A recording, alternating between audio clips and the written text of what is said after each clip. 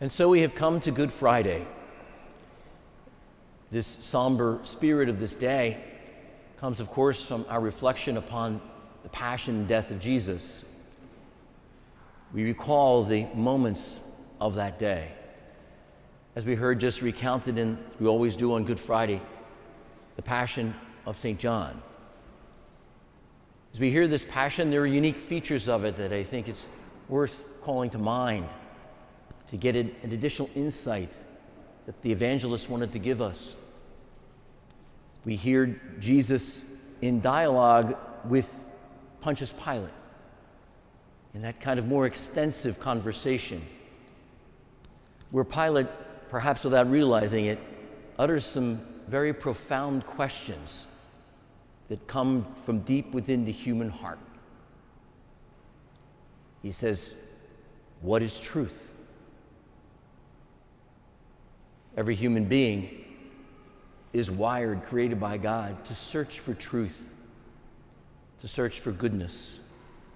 We see a glimpse into the otherwise very cruel leadership of Pontius Pilate, perhaps that longing and yearning that is in every person when he says to Jesus, "What is truth?"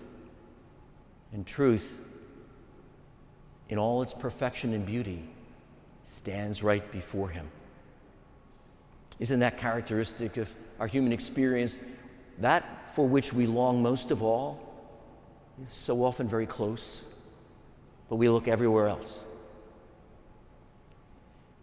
Another profound word of Pontius Pilate that strikes me, that's unique to the Gospel of John, is after Jesus has been tortured and scourged and mocked in this horrific way, Pilate brings him out before the people. And he says, "Behold the man." Jesus in this moment reveals human suffering in a powerful way. We hear the words of the prophet Isaiah from the Suffering Servant song in our first reading. We had that sense that Jesus at that moment is one of those from whom people hide their faces. We cannot bear to look at it. And again, isn't that true of the human experience as well? We don't want to hear about suffering. We certainly don't want to experience it, and we don't want to face it. We certainly don't want it right before us. We'll do everything we can to avoid it. But again, there's no escaping that reality in the human experience. Behold the man.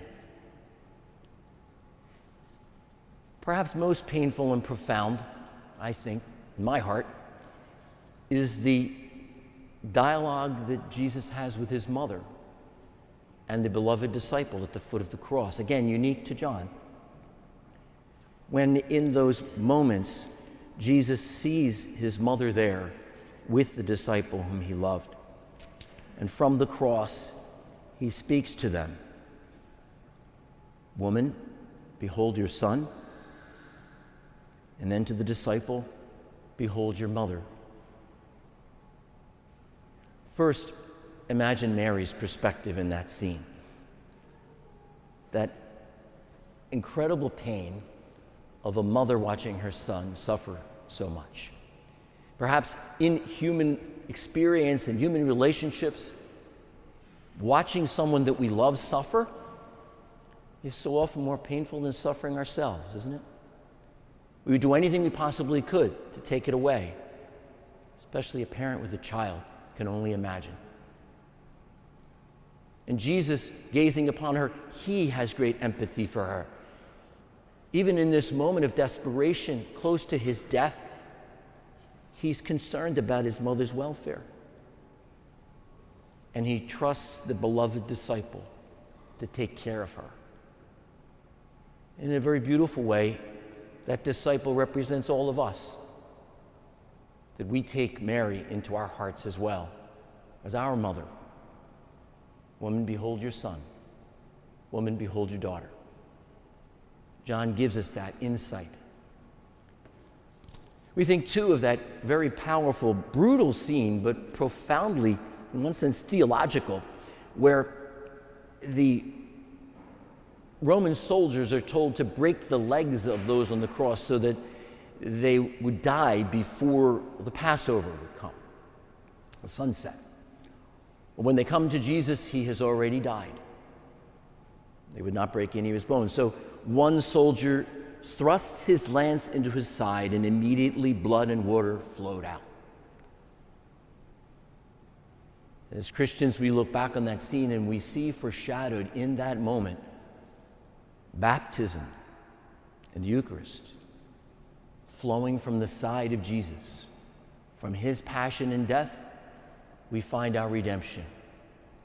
The church is born, in a sense, from the side of the suffering Jesus.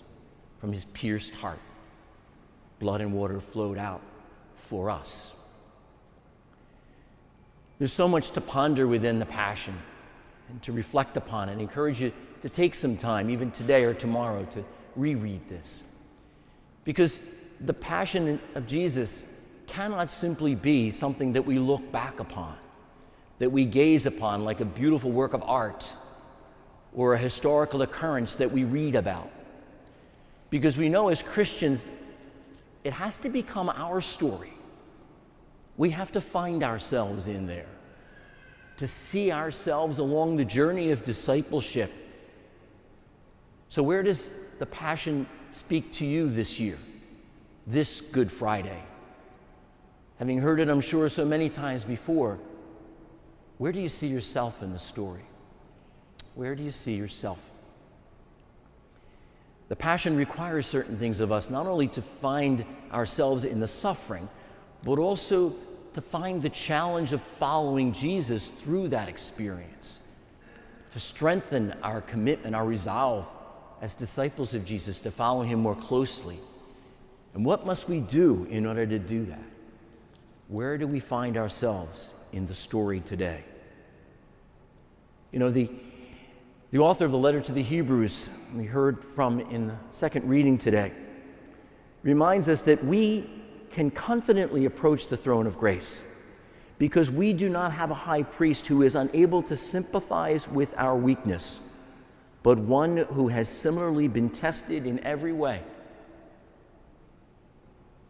If the Passion of Jesus is challenging us today to see what needs to change, where we need to grow, where we need to surrender a bit more, we do so for the love of one who understands our struggle, who knows our weaknesses, who has been tested, and who is able to sympathize with us in our struggles. What is that for you? Where do you hear the Passion today? And then also have that sense of a desire to move closer to the truth? Where perhaps is there a moment of suffering, whether it is the Blessed Mother's suffering gazing upon Jesus, or Jesus suffering gazing upon his mother? Or where do we see up close in our own lives or in the lives of others throughout our world, my goodness, behold the man, the suffering of another, from which we would rather hide our faces? Where is Jesus inviting us through his own passion and death to learn obedience from what we suffer, as Hebrews says? You know, it seems that Hebrews is, at this moment, the author is taking us to the Garden of Gethsemane, right? In the days when Christ was in the flesh, we're told, he offered prayers and supplications with loud cries and tears to the one who was able to save him from death. Father, let this cup pass me by. If it's possible, let this cup pass me by. And the Father listens to him because of his reverence, we're told. But son though he was, he learns obedience. He says, yes, not my will, but yours be done. And this is a hard question to ask ourselves, but where is the Father teaching us obedience?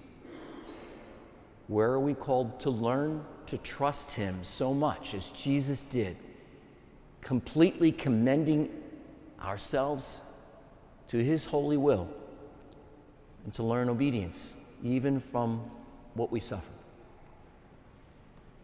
And sisters and brothers, this Passion's narrative is alive in each of us. We're called to meet the Lord there in our own experience, in our own hearts, and to rededicate ourselves to following Jesus closely. To let the words that we sang in the responsorial psalm become our words. On this Good Friday,